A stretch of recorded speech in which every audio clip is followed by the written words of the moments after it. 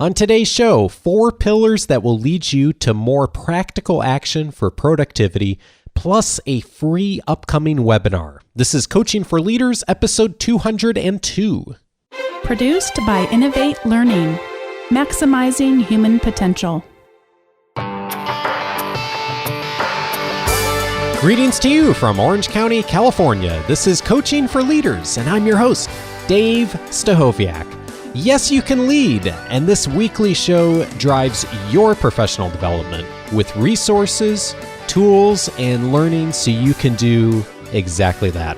Welcome back to the show. If you're joining for the first time, I'm glad you have joined today because I'm welcoming back to the show today a dear friend of mine and a past guest, Tim Stringer. Tim is with Technically Simple, and he is really an expert at helping people to be more holistically productive. And in fact, he has been on the show previously on 2 occasions, back in episode 151, talking about how to be more productive. And also, most recently on episode 183, using technology to build and strengthen relationships. And today, we're going to really begin on how to be more productive. We'll talk about that episode we aired almost a year ago. Don't worry if you haven't listened to it before, because we're going to move pretty quickly today into what are the practical actions you can take in order to be more productive on the things that really matter. And we've got a call to action for you on a further step you can do with that as well. With that, let me introduce Tim. Tim, welcome back to the show. Thanks very much, Dave. It's great to be back on Coaching for Leaders. It is, and you and I talk, weekly, if not more often than that. And I've always been really grateful for the perspective you bring on looking at the big picture about career, life, productivity, and also being very practical with it too. And I think that that's something that is helpful for all of us, and you really strike a good balance with that. And our show talking about this was one of my favorites last year, so I'm really looking forward to our conversation today. But before we get too much into the what are the actions we can take, I think it might make sense to just give a brief overview for those who didn't hear the previous show, which I know is a lot of people in the community, on how you approach this. What are you thinking of when you're looking at things from a holistic productivity model with the people you work with? Yeah, sure. And just to give a little bit of background, the holistic productivity concept and methodology is something that emerged from experiences I've had in many different areas of life, from working in the corporate world to being a yoga teacher and student, and being exposed to all the wisdom from Eastern practices, as well as being a coach and having worked in a coaching capacity with many people over the years. And I kind of needed a name to encapsulate all of these things that I'd learned, and holistic productivity was the one that really seemed to fit well. And the holistic side basically acknowledges that as humans, we're multifaceted. There's many different aspects to our lives. We have jobs, we have families, we have relationships, we have hobbies and interests, and maybe play sports. We have our health to take care of, and our living spaces and so forth. So there's many different facets to life. And one thing I've observed is that anytime there's a positive shift created in one of those areas, it inevitably creates at least some positive shift in other areas of life. So an obvious example might be if someone maybe starts to exercise more and get into shape, or sleep more at night, they might go into work feeling much more relaxed, and ultimately this will affect their work in a very positive way. And their tendency, if work's kind of suffering, might be to put all the attention on work, but sometimes it's actually much more productive to put it on another area of life and give that some attention and approach it kind of indirectly.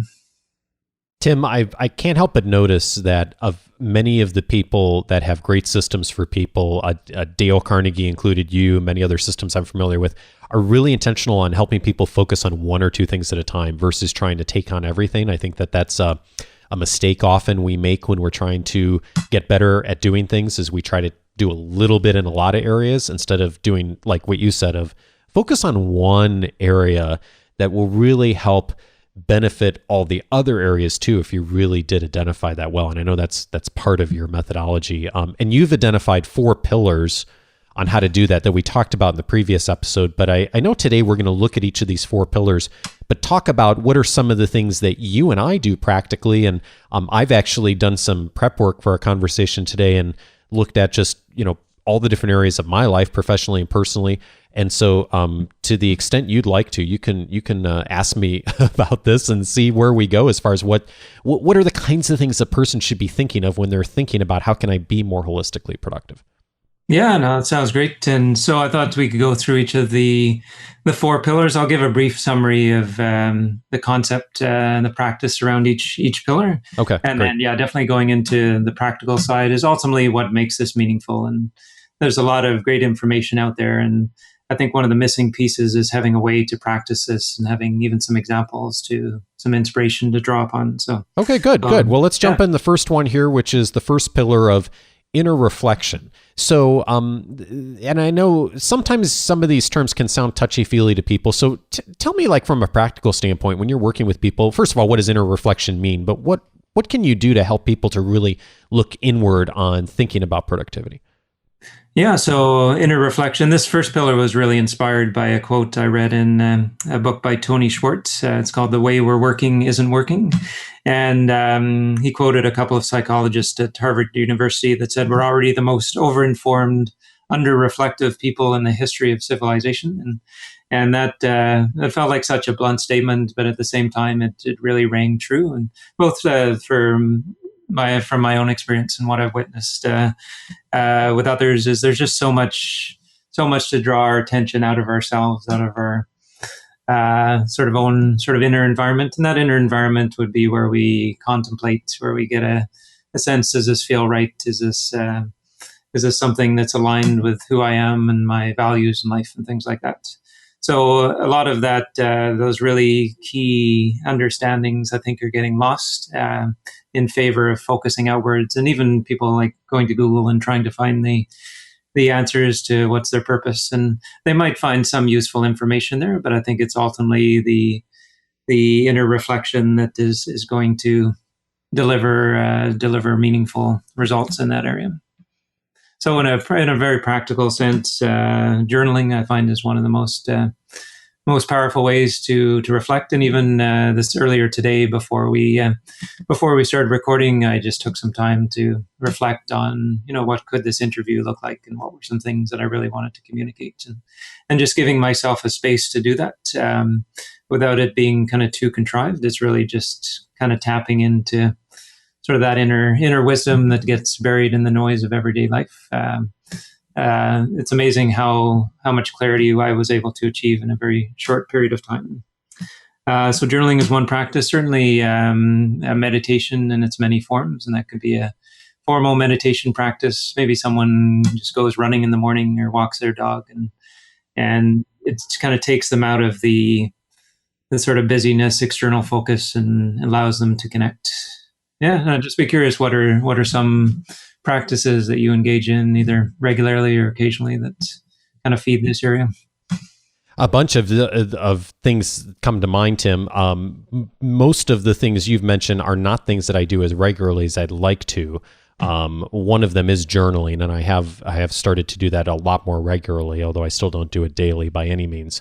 And one of the things that I really thought is neat about your model, and you have actually sent this to me in advance of our conversation today, is the Wheel of Life, and using this as a model for how to help people get clarity and reflect on what's going on internally.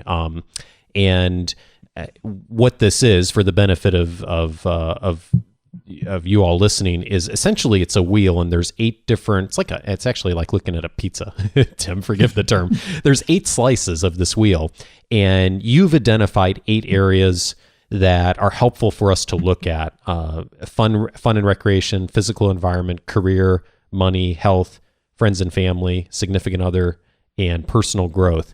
And you ask people when you work with them, and I've done this today, of what's your satisfaction level with each of these? So 10 being, very satisfied, and 1 being completely unsatisfied. So I actually went through and did this morning and looked at all of these areas. So I found that really helpful. And we actually do really similar exercise with people in Carnegie classes too, of really visually making it very apparent of where satisfaction is, but also what are some of the holes maybe in life. And so that was really helpful to me today. And I'm happy to share if that's something that's helpful as far as our conversation. Yeah, sure. Yeah. Is there something specific that jumped out of that in terms of something that's maybe causing you to give one of those areas a little more attention or step into action in a specific area? Well, I think it's, there's two things that come to mind. One is how high some of them are, which is really surprising to me in a nice way, because some of the things that I have here that I've rated higher are things that I've previously really struggled with. So for example, if I look at like friends and family and fun and recreation, not so much the family piece, but the friends piece, that's always been a struggle with me throughout my entire life of having just good, solid friendships in my life, of people I interact with regularly, of hang out with, good social relationships. I just tend to be a quieter person, and I've not been intentional about that in many stages of my life of creating those. And I feel like I'm at a really good place right now. I've really developed some of those friendships, partially from this show, but also just in my personal life locally too. And that's something I really worked on, so I feel good about that. And so that's something that's really a positive. On the more unsatisfied side, the two that are ranked lower for me right now are career and health. And it's not that they're horribly low. And in fact, at other times I might have given myself a much higher rating with where I am right now in both those areas. But and they actually relate, because I think career-wise, in many ways, I've spread myself too thin, and I've realized that recently. And as part of that I've known for a while, but I've definitely not done as good a job of focusing, like you were just talking about, Tim. And then the health piece is also, it's one of those things that I think of, like if I did a little bit better with that, I would pick up a lot of satisfaction in other areas too. I previously was a very consistent runner, and I still run occasionally, but having small children around has definitely impacted schedules on that. So that's the kind of thing that making a little bit of a shift would probably help me in a lot of these other areas of too, with energy level and satisfaction. So those are kind of the two areas that for me right now, when I look at them, like, okay, those are potentially areas that a little bit more focus and intentionality would be helpful. Yeah. Okay. Awesome. Yeah. I think the Wheel of Life is a really useful tool just to kind of step into this practice of reflection, and going through the wheel takes typically less than a minute. It's not something to overthink. It's just kind of choosing the first number that comes into mind. And it can be interesting to do it like once a week or once a month, and then look back and just notice, are things shifting in a positive direction? Are they, as a satisfaction, falling in some areas? Just to get some kind of metrics on the whole process there. I find that's really useful. One thing to mention about the wheel too, and this might be a nice segue into the second pillar, is it's not really about this area is good or bad. It's more about workability. And the question I typically ask is not what's wrong that needs to be fixed, but what's missing that if that were present, it would have a positive impact on this area and ultimately all areas of life. Yeah, and in my case, like what's too much? Like what should I also take out potentially that would help the satisfaction level? Like when I think of career, for example, Tim, it's almost like there's an aspect of being a victim of one's own success here too, of too many things going well and not doing as good a job of focusing on a few of them. And so that's something that really resonates with me too when I look at this model and I think of like, okay, how could I be a little more intentional about my time and my influence? Yeah. And I think that's one of the challenges in our time in general, is there's often so much opportunity, and there's a richness in having all that opportunity, but trying to take on too much creates an unhealthy relationship to life, and stress and excessive stress and all those sorts of things. So it's again and we'll get into this in a moment, about being selective and where the time and energy goes and not trying to do too much all at once. Yeah, and that's what's interesting about the second pillar is that it's the term is acceptance that you use, which isn't generally one of the words that comes up when you think about how do I be more holistically productive in my life. So tell me the philosophy around that, and then what are some of the practical things that come under this? Yeah, so the basic concept there is if you're not accepting life, you're resisting life, and resisting takes a lot of energy and it's counterproductive. So if someone's spending at a very tangible level, they might be complaining about how busy they are. And we were having a laugh earlier where I think it was something I heard in Ireland where someone said, "Oh, no matter how busy I am, I always have time," or no matter how busy I am, I always have time to talk about how busy I am. So I thought that was kind of funny. Indeed. And I witness that all the time, and I certainly witness it in myself too. I'm not immune to these, but I've gotten better at identifying when I'm resisting life, when there's that lack of acceptance. So it's really just taking that energy that's used for resisting and using it for something more positive, and essentially saying this is the way things are at the moment. Some things are working really well, some things not so well. And if I can accept this, then I can let go of the resistance and free up all this energy that I would have spent complaining or feeling bad about things or whatever form that takes. Okay, makes sense. So what's a situation that you've either handled or worked with a client on that you found that acceptance has been helpful to them in framing that? Let's see. Well, in the last week, I acknowledge I got a little bit overcommitted. I was teaching a lot of yoga classes, and I had some things going on in my business and launching a new webinar and so forth. And I realized I didn't really have much time to just kind of hang out and relax. But I found the more I was able to accept that, the better the flow of the day came. And so I wouldn't want to do that every week, but it actually proved to be a very good week because I was accepting, okay, this week is, there's a lot going on. I know next week I'll have some time to relax and not complaining about, I don't have any time to kind of kick back. This week it's just going to go. Oh, okay. So it's really, the acceptance here is maybe not even necessarily taking a different action, but it's mentally getting ourselves in the place where like, okay, this is a busy day or a week or a season or a project or whatever. And making peace with that of saying, let me do the best I can of focusing here now so that at a later time I can really enjoy that time or that balance or whatever the right word is as far as being able to really look at things more holistically. Did I frame that right? Yeah, no, that's definitely a big part of it. I think the other piece there is that there's also a learning component available to say, okay, I'm teaching 6 yoga classes in a week as well as working full time is a bit too much. And I've learned that this week, and I realize, my own practice that it suffers, or I don't get as much time to relax as I need. And so it's taking that wisdom and actually seeing it as a gift and say, oh, great. I've taken too much on this week. What can I learn from that? And also I find one of the most sort of practical ways to practice acceptance is through gratitude.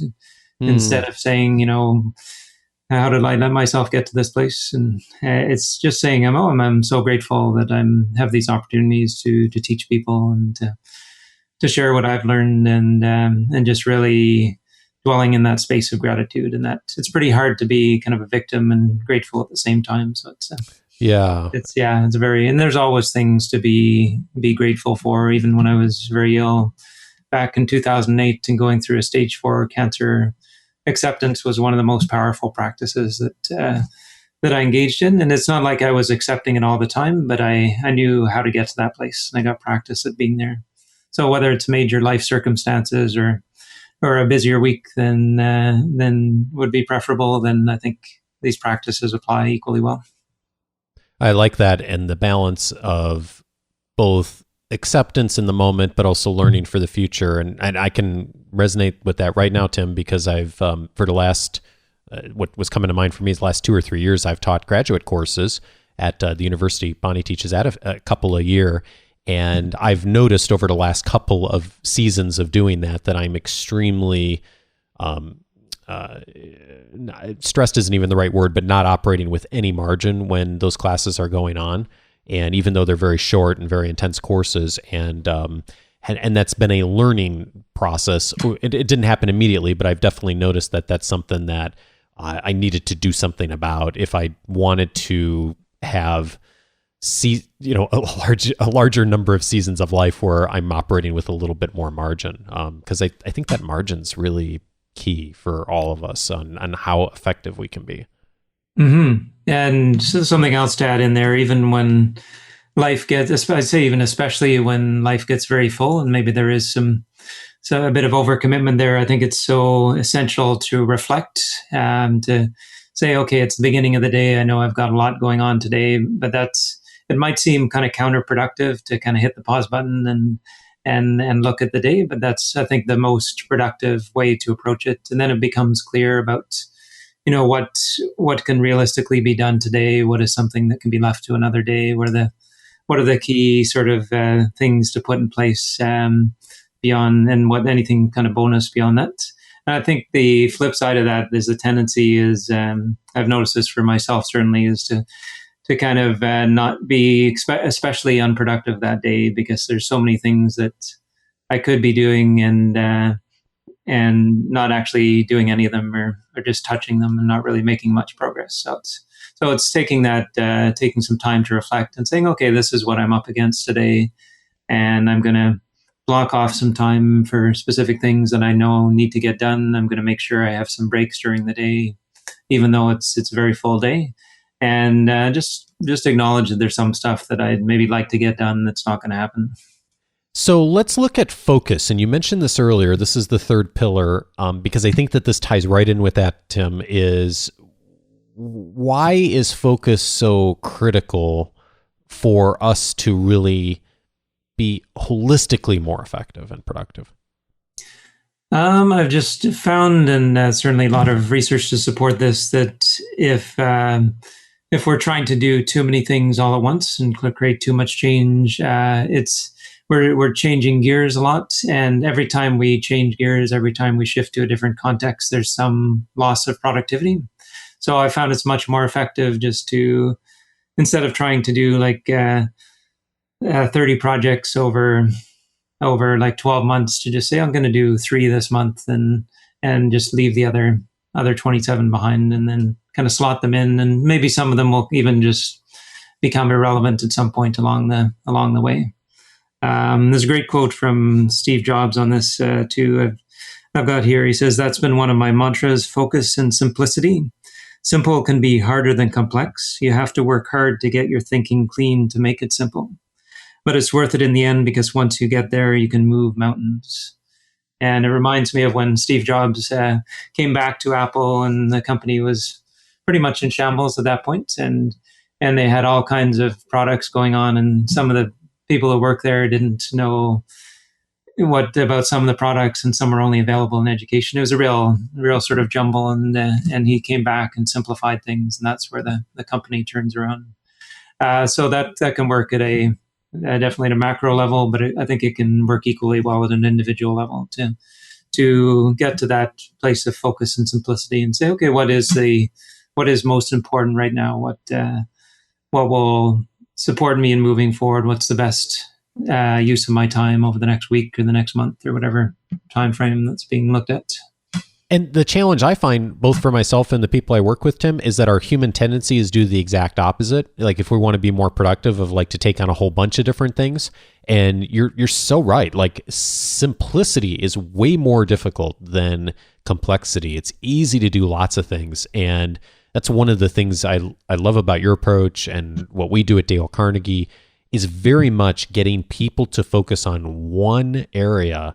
And then when they do, it's really profound at how that improvement in that one area can influence so many other areas of life. And I think even back to when Marshall Goldsmith was on the show last month, is he's famous for, as an executive coach working with Fortune 500 leaders, of just focusing with people on one thing at a time and getting and seeing progress there. And then that one thing influencing so many other areas.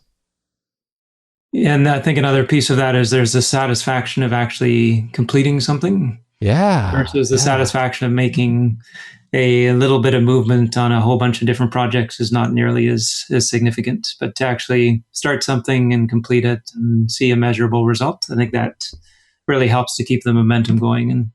And I think the only practical way to really do that is to limit the number of projects that are being taken on simultaneously. And that brings to mind an interview I heard with my fellow Canadian Jim Carrey, who's definitely has a silly side to him, but he's I didn't realize how profound he was in his approach to life. And sometimes the lessons masquerade under the sort of the humor of a movie he's doing. But he was talking about this movie, Yes Men. It's quite an entertaining little flick. But one thing he shared from his own experiences is that every time he says no to something, he's saying yes to something else. So there is, in a sense, there's no such thing as saying yes or no. It's just, there's just two sides to the coin. So maybe if you're saying no to leading the course, you're saying yes to spending time with your family. Right. Very, very interesting to look at the flip side there. I love that way of looking at it, because the way I've heard previously is if I'm saying yes to this in this time, I'm saying no to everything else I would do at that time.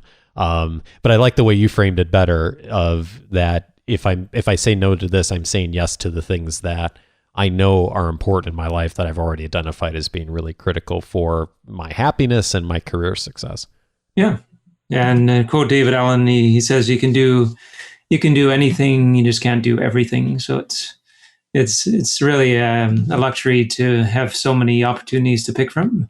And it is a choice. It's not like you go into a restaurant and everything on the menu looks good, so you order everything. That probably wouldn't go so well, but there's an abundance, prosperity in actually having all of these positive opportunities to draw from and actually having a choice. Well, this is a good segue into the fourth pillar, inspired action, and we have an action for the community here to take in just a few moments. But before we get to that, Tim, when you are working with people at this point, what are the considerations we should have when we're thinking about what are the actions we can take?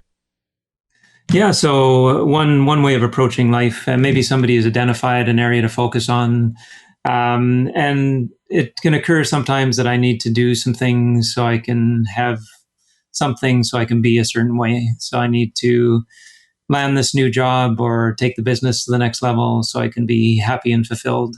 And inspired action it's really you going into an imaginative space, a creative space, and choosing the goal and what would be a really inspired outcome, and actually almost stepping into a time machine and just imagining what it would be like to be there. So if you were writing a book, what would it be like to be sitting there signing copies of your book? Or if you were in that position of senior management that you wanted to get to, what would it actually be like to be sitting in your office and having team members walking into your office and working with that team, and just really tuning into what's the emotion behind that. How does that feel?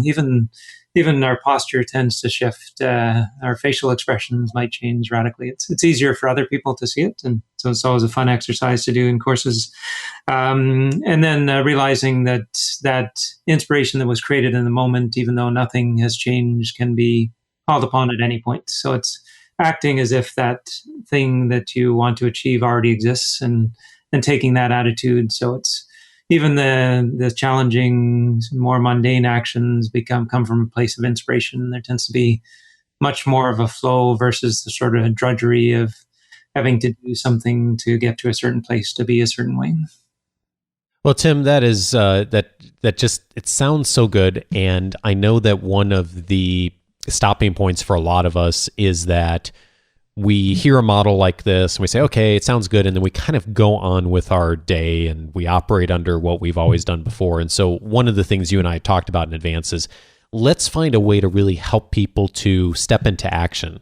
And so I'm really thrilled, speaking of action, to offer an opportunity for our community that I think is going to be really helpful to people, Tim, particularly for you, if you're listening and are saying, hey, that sounds good, I should be doing more of that. And if you're having that feeling listening to this conversation, I would like to extend an invitation to you along here with Tim. We have decided to host a free webinar that is going to be airing on Thursday, July 30th, and that is going to be held at 10 a.m. Pacific time here on the West Coast of North America and 1 o'clock Eastern time for those of you who are on the East Coast of North America. And if you're in another place, you can do the time zone adjustment. And the webinar is going to be for an hour, and the topic is going to be how to step into action with holistic productivity. And we're going to take Tim's model, look at it in detail. Tim is going to be our guide and really help us to identify a strategic area for each of us to focus on, help you to determine your first actions to create a positive shift, and also to give all of us an opportunity to connect and get inspired by other members of the Coaching for Leaders community. And so Tim and I have teamed up. I'll be on the webinar as well. And we're inviting you to participate. And I think, Tim, we're going to offer this to the first 20 people or so that decide to take action, I think is what we can support on the webinar. And so a couple of logistics for you to know if you'd like to do this is what you want to do is get on if you'd like to participate, we'd love to see you. And so Tim has a great system set up to do video conferencing through a service that both of us use called Zoom.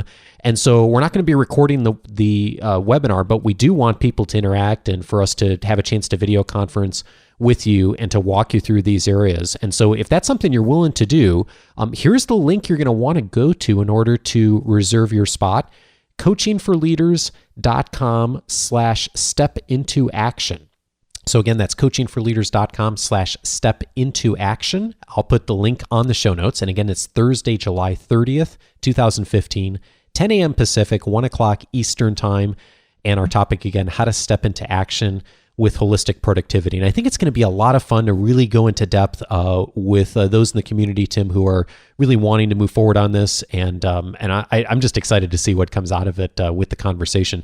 And what did I miss? What else should we tell folks that I didn't hit on? No, that's a great synopsis. What'll make this different maybe from other webinars you've been to is you'll actually be able to see everyone who's there and interact. And so when I lead webinars as much as possible, I like to make them more like an in-person experience, not just kind of sitting back and getting some information, but having a chance to share and participate if you choose to. And I think it's a great opportunity to actually meet other people from the Coaching for Leaders community. And I know it's such a rich community, and having that face-to-face experience, I think will help to take it to the next level.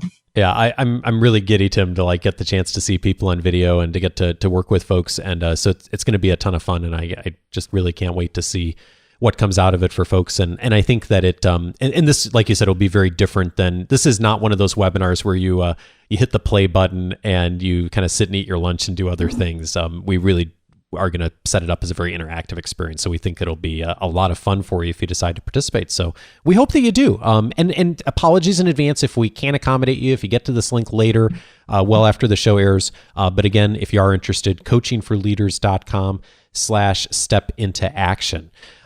Tim, before we part ways here today, if even for those who may not necessarily take us up on the webinar or even look at anything further with this right now, what's one thing that if all of us considered or thought to do today would help us to be a little more intentional about how we're looking at our lives and our work very holistically? I'd say just take a stab at journaling if you haven't done it before, and maybe even set the timer, do it for 5 minutes. And some people like to do it in a very structured way. I tend to do it pretty much unstructured, and some people do it at the beginning of the day, some at the end, but just give that a try. I tend to do it more at the beginning of the day as a way of setting the intentions and just letting the thoughts flow. And the beauty of journal is it allows us to see our thoughts in a more objective way. It's pretty hard to see our own thoughts objectively, but once they're out on our computer screen or a piece of paper, we can actually see them for what they're worth. And maybe just try that as an experiment. Commit to doing it every day for a week, even just 5 minutes, and and just be curious to just see what happens and see where it takes you. I'm going to second that recommendation. Tim, I think about a year ago, I read somewhere that how much joy you will get by going back and looking at your past entries in a journal. And I've now been somewhat inconsistently, but over the last year, been writing journal entries. And I've absolutely found that to be true, especially when it comes to stories about our kids and things I've written, of how much joy I get not only in the moment, but going back and reading it later. So I would really encourage people to take that recommendation and to be willing to give it a try. And if you do, let us know how it goes. And just one thing to add as well, there's, if you happen to be on Mac or iOS, there's a beautiful app called Day One. And that's what really helped me get into journaling. It just adds a new dimension to it. You can have it to keep track of where you were when you did the entry, even what the temperature was. Your journal entry for the day might just be a picture with a few words or something like that. And just something to mark that point in time and capture the significance of it. And just taking the time to do that is a practice of reflection in itself. Yeah, it's a really cool app, and I think I've recommended it before too, Tim. So check that out if you are on a Mac or using an iPhone or an iPad. It's a great way to get into that habit of doing it. Tim, it's always a pleasure to speak with you. Thanks for getting me thinking about how I can be more holistically productive, and I am just thrilled and can't wait to get to see people live on July 30th and reconnecting with you too. Okay, thanks very much, Dave. A pleasure as always.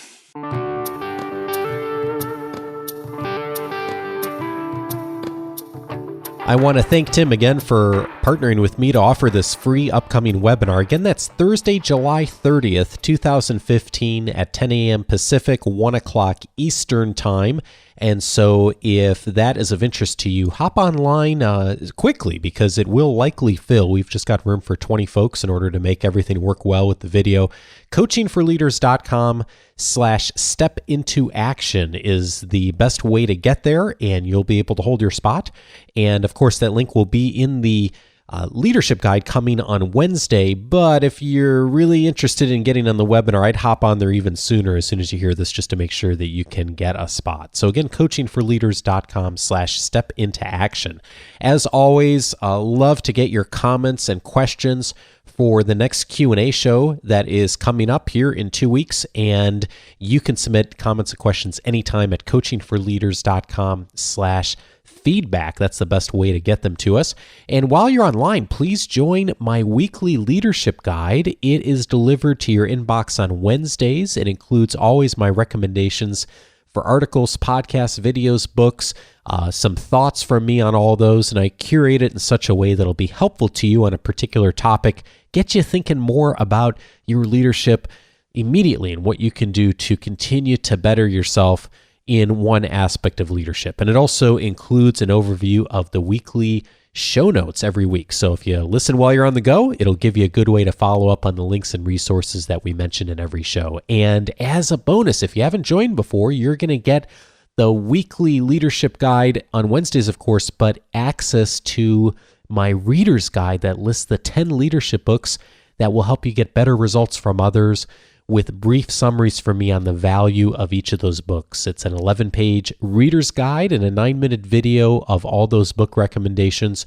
So check that out, all at coachingforleaders.com/subscribe is how you get there. And thanks in advance for those of you who have joined recently or join in the future. I am so glad to get connected with you that way, and it's a great way to stay in touch with the Coaching for Leaders community and continue to keep your development going between the shows. And speaking of between shows, something's going to happen next week that I don't think has happened in maybe, a year and a half, 2 years. I'm taking the week off. Yep, that's right. No show next week. So the next Coaching for Leaders will air on Monday, August 3rd, 2015. That'll be our next Q&A show. So no show next week. Hope you enjoy the week off and get a chance maybe to listen something you don't normally listen to. And have a wonderful week, and I look forward to our next conversation together in 2 weeks. And if you do join the webinar, I will see you actually too on Thursday, July 30th. Thanks again, and have a great 2 weeks. Take care.